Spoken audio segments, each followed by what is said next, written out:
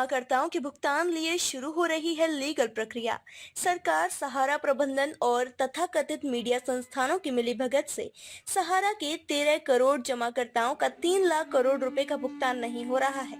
एक बहुत बड़ी साजिश रची गई है। 4000 से ज्यादा निवेशक और सहारा कार्यकर्ता मौत को गले लगा चुके हैं। इसके बावजूद सरकार नींद से नहीं जागी। यह बातें पीआईएल प्रभारी सतीश चतुर्वेदी ने कही। वे प्रेस क्लब सभागार में पत्रकारों से बातचीत कर रहे हैं। वे सहारा संकल्प न्याय यात्रा लेकर संपूर्ण भारत के भ्रमण पर निकले हैं। वे जिलों में कार्यक्रम आयोजित कर सहारा के जमाकर्ताओं को पीआईएल से जुड़ने को प्रेरित कर रहे हैं। श्री चतुर्वेदी ने कहा, पिछले 3 साल से भुगतान के लिए जारी संघर्ष का नतीजा रहा कि गृह मंत्री ने खुद घोषणा की कि जमाकर्ताओं को पाई पाई भुगतान किया जाएगा, लेकिन पता चला कि शासन के दबाव में जिला प्रशासन के द्वारा उनके चहेतों का भुगतान किया जा रहा है, जिसके अनेक प्रमाण है। चतुर्वेदी ने यह भी कहा कि आरटीआई के जरिए मिली जानकारी के अनुसार देश भर में 242 करोड़ रुपए का भुगतान किया गया है। हैरानी इस बात की है, इसके लिए 249 करोड़ व्यय किए गए। चतुर्वेदी ने कहा, हमने वैधानिक प्रक्रिया शुरू कर दी है। ज्यादा से ज्यादा लोग पीआईएल से जुड़ेंगे तो इस मामले की सुनवाई अलग बेंच करेगी। विनिवेशकों को जल्दी न्याय मिलेगा। संयुक्त ऑल इंडिया जन आंदोलन संघर्ष न्याय मोर्चा के राष्ट्रीय अध्यक्ष अभिदेव शुक्ल ने कहा, सरकार इसे चेतावनी समझे, यह हमारी विनती। निवेशकों का पाई पाई लेकर ही दम लेंगे। पूरा देश जाग चुका है। निवेशक किसी भी हद तक जाने को तैयार है।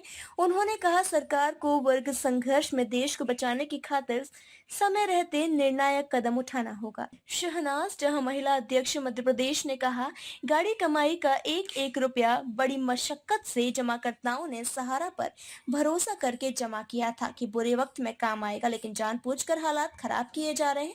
अनेकों जमाकर्ताओं, सहारा कार्यकर्ताओं का परिवार बर्बाद हो गया। बच्चे अनाथ हो गए, बेटियों की शादी नहीं हो पाई, लेकिन सरकार की संवेदनहीनता की मार जमाकर्ता झेलता रहा। उन्होंने कहा कि हमें कानून पर भरोसा है, इसलिए लीगल प्रक्रिया शुरू की है। शीघ्र ही इसकी सुनवाई सुप्रीम कोर्ट में शुरू होगी।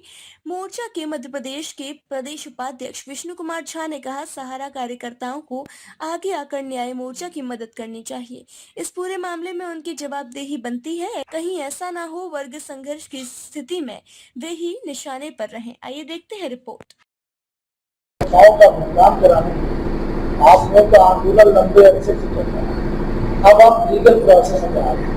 आप कहते हैं 2-3 साल से आंदोलन चल रहा है, तो लीगल प्रोसेस आपको पता था पहले से लीगल प्रोसेस वो सिफारिश करने को देने वाले, इसमें क्यों विलंब क्यों था? देखिए, लीगल प्रोसेस जो चल रहा था वो सहारा इंडिया कंपनी का और सेबी का पब्लिक की तरफ से सुप्रीम कोर्ट में आज की डेट में कोई नहीं गया। 2020 में संगठन बना और संगठन के कई साथी संगठन में जुड़े। हर जगह से ये लग रहा था कि पैसा नहीं मिल रहा है। जब सहारा के कंपनी के ब्रांच मैनेजर, जोनल चीफ,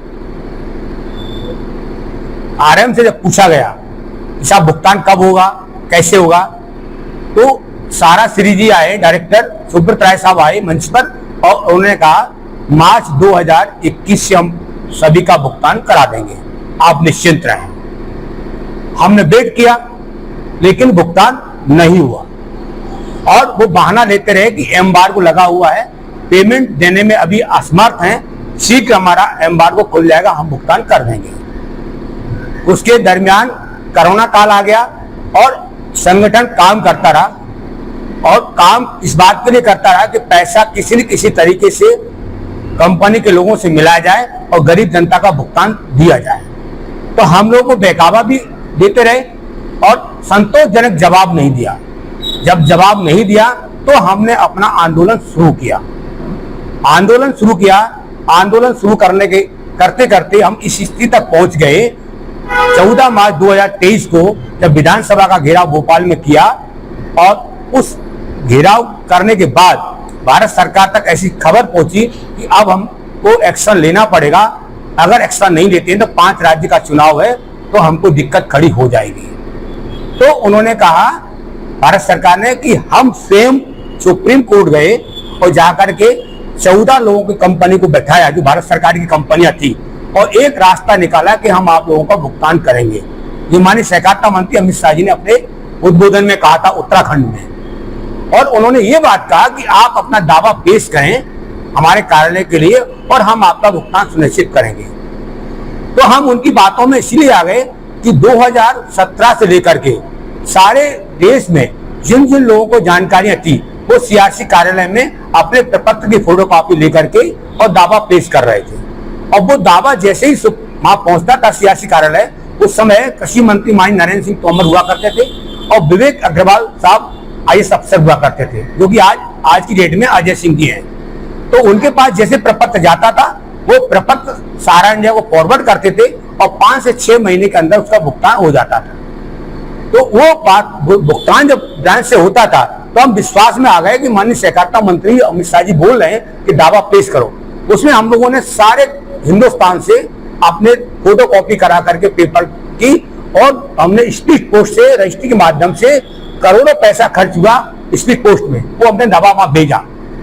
आखिरकार उसका भुगतान नहीं हुआ। आपको क्या लगता है सरकार चेकों का भुगतान करा रही है? जी हो रहा है, हुआ है, सामने हुआ है ना, प्रमाण है हमारे सामने ना जी। बगैर प्रमाण के हम मंच पर नहीं बोलेंगे। उसके बाद सहकारिता मंत्री जी ने बोला कि हम उसको नहीं मानेंगे, आप पोर्टल पर आइए। तब हम लोग पोर्टल पर गए, उन्होंने मीटिंग किया। मीटिंग करने के बाद ठीक 15 दिन बाद 120 लोगों का उन्होंने 10-10 हजार का भुगतान किया और बड़े बड़े मीडिया ने, बड़े बड़े इलेक्ट्रॉनिक मीडिया ने, प्रिंट मीडिया ने छापा कि भाजपा सरकार, बीजेपी सरकार सारा इंडिया का भुगतान शुरू, ऐसी हेडिंग लाइन आई। और उसमें 120 और इंटू 10,000 यानी 11,20,000 का भुगतान पूरे हिंदुस्तान का हुआ। उसमें कोई डिफिशिएंसी का मैसेज नहीं आया, कोई रिजेक्ट का मैसेज नहीं आया। उसमें उन्हीं के खास लोग थे, उसी मंच पे उनके लोग बैठे हुए थे। उसके बाद इस मंच की बात बताइए जी। आज उन्होंने कहा कि 45 दिन में हम भुगतान किया, आपको क्या करना है? देखिए सर, सबसे पहले तो आज ये मेरी प्रेस कॉन्फ्रेंस जो आप लोगों के द्वारा हो रही है, आप यूट्यूबर भाइयों को मैं तहे दिल से आपका आभार व्यक्त करती हूँ, क्योंकि इस समय नेशनल मीडिया को तो मैं धिक्कारती हूँ। सहारा पीड़ितों के लिए अब मैं आती हूँ सहारा पीड़ितों की लड़ाई के लिए। हम लोग 2-3 सालों से विगत सहारा की लड़ाई सड़क से लेके सदन तक लड़ रहे हैं। दिल्ली के दरमियान अनिश्चितकालीन का जो हमारा धरना प्रदर्शन था दिल्ली के दौरान, तो वहां हमें अनुभव हुआ और हमको ऐसा महसूस हुआ कि हमको लीगल की कार्रवाई में जाना चाहिए।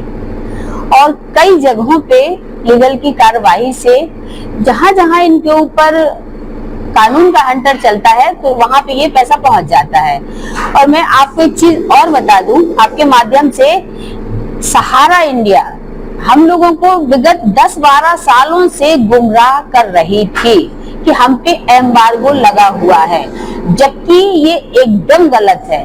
2014 में एम्बार्गो हटा दिया गया था, बट हम लोगों को गुमराह करते रहे। हम लोग भी 10 साल तक गुमराह हुए, लेकिन अभी विगत 2-3 सालों से जब स्थिति बहुत ज्यादा दयनीय हो गई, बिगड़ने लगी, हमारे 4000 से ज्यादा एजेंट साथियों ने आत्महत्या कर ली, तब हम लोगों ने ये जो हमारा संगठन है इसका उदय हुआ और ये संगठन बनाया गया और अन्य तमाम लोगों को इसमें जोड़ा गया और बताया गया कि अब हमको अपने ही पैसे के लिए सड़कों पे आना होगा और लड़ना होगा। आंदोलन, धरना प्रदर्शन, अन्य तमाम चीजें हम लोग बराबर कर रहे हैं। इसके साथ साथ अब हम लोगों का सुप्रीम कोर्ट में भी बहुत जल्दी PIL लेके हम लोग इंटर करने जा रहे हैं। PIL जनहित याचिका लगाने हम लोग सुप्रीम कोर्ट में जा रहे हैं। और ये जन जागरण यात्रा हम लोगों ने अभी यहाँ बस्ती से उस दिन रथ निकाला था, ले जाके अयोध्या से इसका जो शुरुआत किया हम, तो अयोध्या जहां हम रामचंद्र जी की जन्म स्थली से, वहां से हमने इसकी शुरुआत की है। और ये जन यात्रा, जन जागरण यात्रा, ये धीरे धीरे अन्य तमाम जगहों पे जाएगी और लोगों को जागरूक करेगी कि देखिए अब हमारे पास कोई विकल्प नहीं है। सहारा पैसा देना नहीं चाहती है, सरकार पैसा देना नहीं चाहती है, तो हम लोग आखिर जाएं तो कहाँ जाएंगे? अच्छा, आपको क्या लगता है कि लोकसभा चुनाव में भुगतान न होने का कुछ असर पड़ा है? बिल्कुल, ये आप लोग ही बता सकते हैं। यूपी में देखिएगा कितना असर पड़ा है। अब की बार शायद मेरी समझ से तो नोटा पे जो बटन दबाया गया है वो भी इतिहास में पहली बार इतना नोटा दबाया गया है। क्यों? इस पे सरकार को मंथन करना चाहिए ना। और इसकी यूपी से अन्य जगहों से आपने देखा होगा कम से कम 100 सीटों का इनको नुकसान हो गया है। पूर्ण बहुमत की सरकार नहीं ये लोग ला पाए अपने दम पे। तो ये भुगतान ना होने के कारण काश इन्होंने, अगर हम ये पीड़ित निवेशकों का भुगतान कर दिया होता तो शायद ये 400 पार भी कर सकते थे, लेकिन इन लोगों ने हमको बहुत हल्के में लिया है। जिन निवेशकों का भुगतान नहीं हो रहा उनसे क्या आप अपील करेंगे जो परेशान है, आपसे जुड़ना चाहते हैं? मैं उनसे यही अपील करूंगी कि साथियों देखिए, आप आइए इस संगठन में, और ये संगठन 13 करोड़ पूरे भारतवर्ष के 13 करोड़ पीड़ित निवेशकों के लिए सुप्रीम कोर्ट में PIL दाखिल करने जा रहा है। तो मैं उन सभी पीड़ितों से कहूंगी कि वो सब आए और हमसे जुड़े और इस सुप्रीम कोर्ट की PIL, लगने वाली PIL में शामिल। बेबाक खबरों के लिए हमारे YouTube चैनल को सब्सक्राइब करें। देश, प्रदेश एवं स्थानीय खबरों के लिए हमारे वेबसाइट www.bntlive.com पर लॉगिन करें। साथ ही Facebook, Twitter, Telegram, Instagram, LinkedIn पर भी फॉलो कर सकते हैं। धन्यवाद।